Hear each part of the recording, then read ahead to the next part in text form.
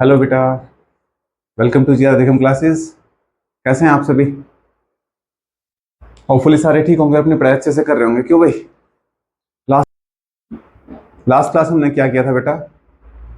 Square and square root और cube roots उसके questions कर लिए थे। होपफुली सभी को समझ में आ गए होंगे। फिर भी अगर कोई डाउट रह जाता है आप मुझे कमेंट करके बता देना। रिवीजन के टाइम पे हम इसको और ब्रीफली कर लेंगे, ठीक है? क्वेश्चंस प्रैक्टिस जब ज़्यादा करेंगे तो उसके अंदर चीज़ें क्लियर हो जाएंगी। आज हम क्या करने वाले हैं भाई? आज हम करेंगे exponent and powers. Mainly exponent chapter है, पावर्स को रिलेट करता है। बाकी हम पावर्स नहीं करेंगे इस चैप्टर में, क्योंकि 8th क्लास में आता है आपका वो एक्सपोनेंट एंड पावर्स के साथ में। अभी हम सिर्फ एक्सपोनेंट के कुछ रूल्स हैं, फॉर्मूला बेसिस क्वेश्चंस हैं, वो हमें करने हैं। कई बार क्वेश्चन पूछ लेता है, एक दो क्वेश्चन आ जाते हैं कई बार एक्सपोनेंट से, ठीक है? तो इसके बारे में डिस्कस करते हैं। और लास्ट क्लास का अगर कोई डाउट रह गया है बेटा तो आप लोग मुझे कमेंट करके बता देना, ठीक है? और जो भी नए लोग जुड़ रहे हैं या जिन बच्चों ने अभी तक सब्सक्राइब नहीं किया अपने चैनल को, तो आप लोग GR अधिगम क्लासेस टेलीग्राम और यूट्यूब दोनों से हमें ज्वाइन कर सकते हैं। और डेली इवनिंग 3 बजे आपकी क्लासेस होती हैं बेटा, ठीक है ना? आप स्कूल से 2 बजे आ जाते हैं, जैसे कि अभी तो छुट्टियां हो रखी हैं आपकी और फुल इंजॉयमेंट चल रहा है आपका, ठीक है? तो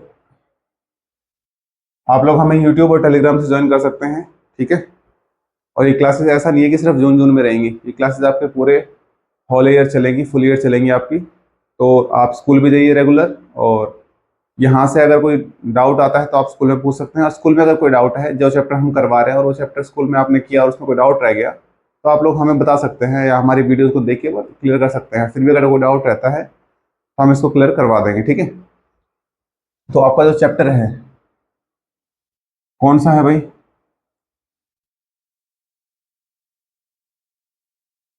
एक्सपोनेंट, ठीक है। अब सबसे पहले एक्सपोनेंट होता क्या है? एक्सपोनेंशियल फॉर्म जो बोलते हैं हम उसको, ये होती क्या है एक्सपोनेंशियल फॉर्म? देखो, अगर मैं इसके डेफिनेशन की बात करूं,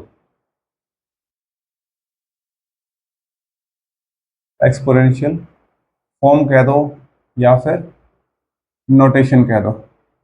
exponential form and exponential notation क्या होता है? अब जैसे कि मान लो कोई भी नंबर है, या फिर हम इसको अल्फाबेटिकल समझते हैं। When a number is multiplied by itself by n times, कितने बार उसको मल्टीप्लाई करता है? इटसेल्फ n टाइम्स मल्टीप्लाई करता है। देन हम उसमें नोटेशन क्या लिखते हैं? a की पावर n, ठीक है ना? इसकी डेफिनेशन कैसे लिखो देखो। When a number a is multiplied by itself by n times, then notation of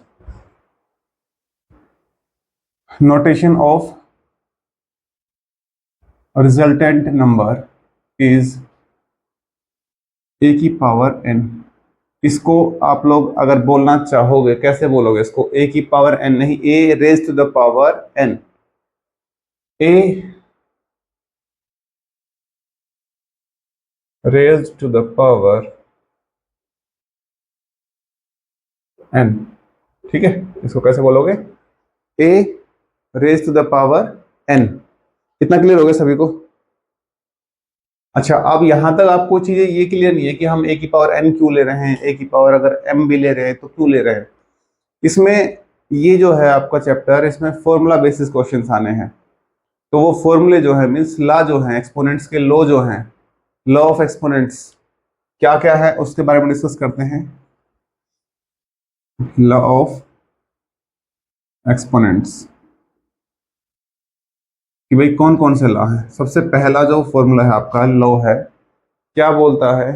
a की पावर m इंटू a की पावर n। मीन्स हमारे पास कोई नंबर अगर इस तरीके से a की पावर m इंटू a की पावर n, तो उसका आप रिजल्टेंट सॉल्यूशन में क्या लिख सकते हो? a की power m plus n। Clear हो गया? ये आपको याद करना है बेटा। इसका एक एग्जांपल लेके देख लो भाई। a की वैल्यू में अगर रख लेता हूँ 2, तो 2 की पावर 3 इंटू 2 की पावर 4 इज इक्वल टू, अब देखो अगर भाई मुझे मल्टीप्लाई करना है ना, तो 2 की पावर 3 क्या होता है वैसे 8, एंड 2 की पावर 4 कितना होता है 16, यही होता है ना, और 16 8 जा 128। अब इसको इस तरीके से सोल्व ना करके अगर मैं इस फॉर्मूले से बात करूं, तो a की पावर मीन्स 2 की पावर 3 + 7, 3 + 4 कितना हो गया 7। अब 2 की पावर 7 कितना होगा भाई, मीन्स 2 को आप 7 टाइम्स कर दोगे,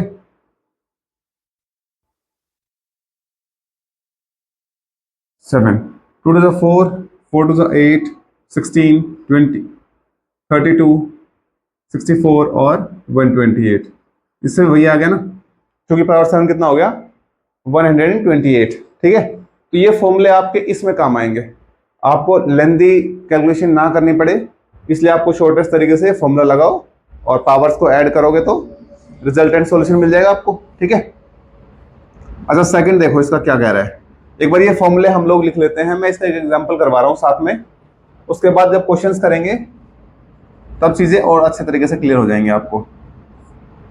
ठीक है ना, सेकंड में क्या है, a⁻m डिवाइड बाई a⁻n, जब मल्टीप्लाई में था तो प्लस किया था, तो यहाँ पे क्या हो जाएगा m-n, जैसे इसको आप लोग a⁻m डिवाइड बाई a⁻n भी कर सकते हैं, उसमें भी वही आना है a⁻m - n।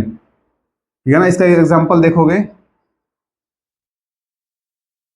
भाई 3 की पावर 7 डिवाइड बाई 3 की पावर 5। अब हमें पता है कि a⁻m डिवाइड बाई a⁻n का क्या होता है, a⁻m - n, मीन्स 7 - 5 हो जाएगा। अब 7 - 5 कितना होता है, पावर्स में से माइनस करो इसको, तो 3 की पावर 2, और 3 की पावर 2 कितना आंसर आ गया 2। अब देखो ये सिंपलेस्ट तरीके से आ गया, अदरवाइज आप 3 की पावर 7 करते हो, 3 की पावर 5 करते, लेंथ कैलकुलेशन जाती, फिर उसको डिवाइड करते, इजी हो गया ये। ठीक है, उसके बाद नेक्स्ट वाला देख लो, यहां तक क्लियर हो गई चीजें।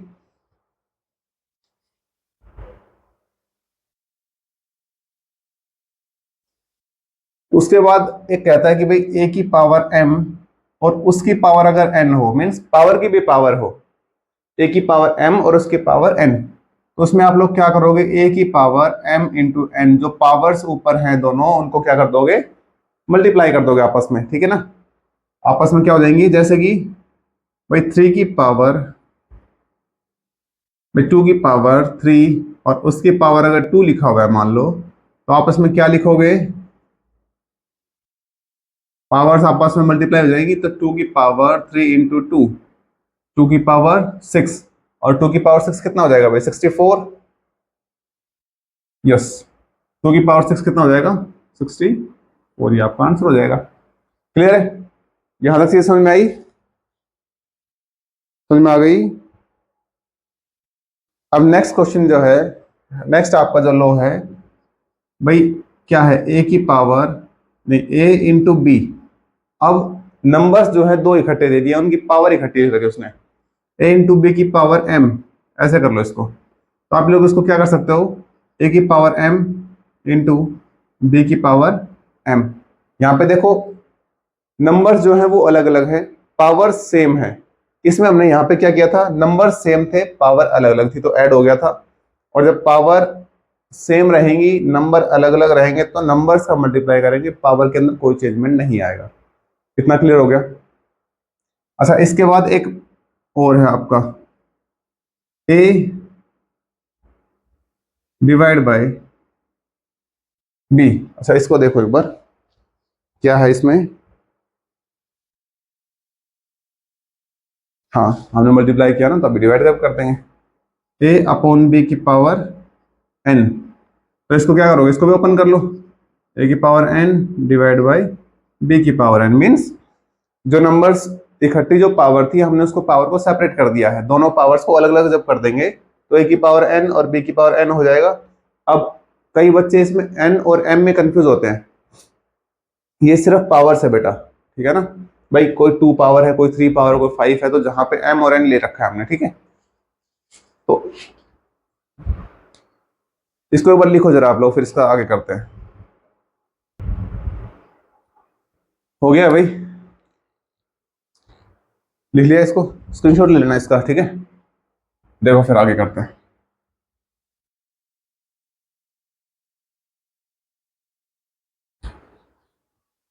इसमें क्या है कि सिर्फ आपको ना फॉर्मूले याद रखने हैं, सारा फॉर्मूला बेस्ड क्वेश्चन है इसमें।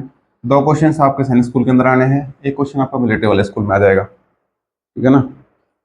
देखो भाई, नेक्स्ट क्या कह रहा है फॉर्मूला, अगर किसी नंबर की पावर -n में हो, मीन्स माइनस में अगर किसी नंबर की पावर है, तो उसका आप सोल्यूशन कैसे करोगे। क्या करना है आपको, जब पावर में टर्म होती है तो इसको जब प्लस में करते हैं तो जो नंबर होता है वो रेसिप्रोकल हो जाता है।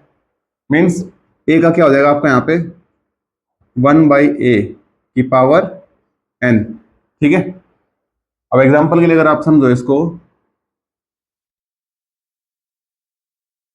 2 की पावर अगर -3 में करूं या 3 की पावर -3 करता हूं, तो इसको सॉल्यूशन कैसे करोगे, 1/3 की पावर 3 प्लस में हो गया। अब इसको सोल्व कर दो, 1/3 की पावर 3 मीन्स 1/3 का क्यूब कितना हो जाएगा, 1/27, ये आपका आंसर हो जाएगा, ठीक है।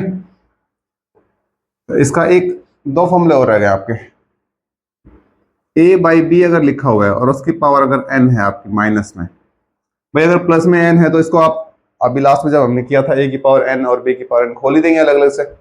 लेकिन जब माइनस में पावर हो, इसका तो हमने रेसिप्रोकल कर दिया था भाई, इसके नीचे कुछ भी नहीं था तो 1 तो था ही ना, तो 1/a हो गया था। अब इसका क्या हो जाएगा यहाँ पे b/a और इसकी पावर n प्लस में n, ठीक है। एग्जाम्पल के लिए इसका अगर आप समझना चाहो, एक क्या आ जाएगा इसके अंदर भाई 2/5 की पावर -3, तो इसका क्या हो जाएगा भाई 5/2 हो जाएगा। भाई 2/5 का रेसिप्रोकल कर देंगे हम इसका, a/b का b/a किया था ना हमने, तो सेम इसी तरीके से क्या हो जाएगा 2/5 का 5/2 की पावर 3। अब इसका सोल्व कर दो, 5 का क्यूब कितना होता है 125 और 2 का क्यूब कितना होता है 8, ये आपका सॉल्यूशन हो जाएगा, ठीक है। अच्छा एक और है आपको याद रखनी है, क्या है उसमें देखो जरा, a की पावर अगर 0 होती है, मीन्स किसी भी नंबर की अगर पावर 0 होती है तो वो ऑलवेज क्या आएगा 1 आएगा, इसको हमेशा ध्यान रखना, ठीक है। ये क्वेश्चन जरूर पूछ सकता है कि किसी भी नंबर की पावर अगर 0 है, तो इसको इंपॉर्टेंट अपना स्टार लगा लेना बेटा। किसी भी नंबर की अगर पावर 0 है तो वो ऑलवेज क्या हो जाएगी 1 हो जाएगी। अब क्वेश्चन देखो इसमें किस तरीके से आएगा, क्वेश्चन किस तरीके से देगा आपका, 3 का क्यूब इंटू 7 की पावर 5 इंटू 3 की पावर 0 इंटू 7 की पावर 3 इंटू 5 की पावर 4। अब आप लोग इसको सोल्व जब करोगे तो लेंदी हो जाएगा आपके लिए, 3 की पावर 3 करते हो भाई 27, 7 पावर 5 करोगे, 7 पावर 3 करोगे और 5 की पावर 4 करोगे, 5 की पावर 4 कितना हो जाएगा 625। अब एक आपने बीच में इसमें देखा कि 3 की पावर 0 है, 3 की पावर 0 कितना हो जाएगा ये 1, और इन सभी का मल्टीप्लाई करके 1 से मल्टीप्लाई कर दोगे, ठीक है। क्लियर हो जाएगा ये, यहां तक हो जाएगा। ये आपके कुछ फॉर्मूलाज थे जो आपको याद करने हैं, ठीक है। इसके ऊपर कुछ क्वेश्चंस नेक्स्ट क्लास में करेंगे, क्योंकि अभी अगर फॉर्मूले के साथ साथ क्वेश्चंस करवा दिए तो फिर समझ में नहीं आ पाएगा। तो इन फॉर्मूलेज को एक बार याद कर लेना बेटा, फॉर्मूलाज को। उसके बाद इसके जो क्वेश्चंस हैं वो हम लोग करेंगे नेक्स्ट क्लास के अंदर। एक में हमने समझाया है इसको, और दूसरे के अंदर इसके चैप्टर्स के क्वेश्चंस करेंगे। छोटा ही चैप्टर है, 10-15 क्वेश्चन हैं, तो इनको नेक्स्ट क्लास के अंदर करेंगे, ठीक है। आज के लिए इतना ही रखेंगे, ज़्यादा लेंदी क्लास नहीं करेंगे, ज़्यादा लेंदी। तो यही है बस आज के लिए। जो भी नए बच्चे और जो नए पेरेंट्स जुड़ रहे हैं उनके लिए बता देते हैं कि हम सैनिक school, military school, Navodaya school, rice sports school के लिए प्रिपरेशन करवाते हैं, मेनली मैथ्स एंड रीजनिंग के लिए। अभी मैथ्स का बैच चल रहा है, तो जिन भी पेरेंट्स को या बच्चों को ये लगता है कि मैथ्स के अंदर डाउट है तो हमारे बैच को ज्वाइन कर सकते हैं। रेगुलर क्लासेस 3 बजे रहती हैं, आप लोग 3 बजे हमें ज्वाइन कर सकते हैं। और चैनल को सब्सक्राइब कर लेना। वीडियो अगर इन्फॉर्मेटिव लगती है लाइक कर देना, अपने फ्रेंड्स के साथ शेयर कर देना ताकि वो भी पढ़ाई कर सकें, ठीक है। आज के लिए इतना ही बेटा, थैंक यू। और एक और अपडेट है, कल जो आपका सैनिक स्कूल का जो 4th राउंड की लिस्ट आई थी, कल इवनिंग 5 बजे ऑल इंडिया सैनिक स्कूल एडमिशन काउंसलिंग की 4th लिस्ट आई थी। उसके अंदर किन किन बच्चों का कौन कौन सा स्कूल अलॉट हुआ है कमेंट करके जरूर बताना, ठीक है ना। इतना ही रखेंगे। थैंक यू बेटा।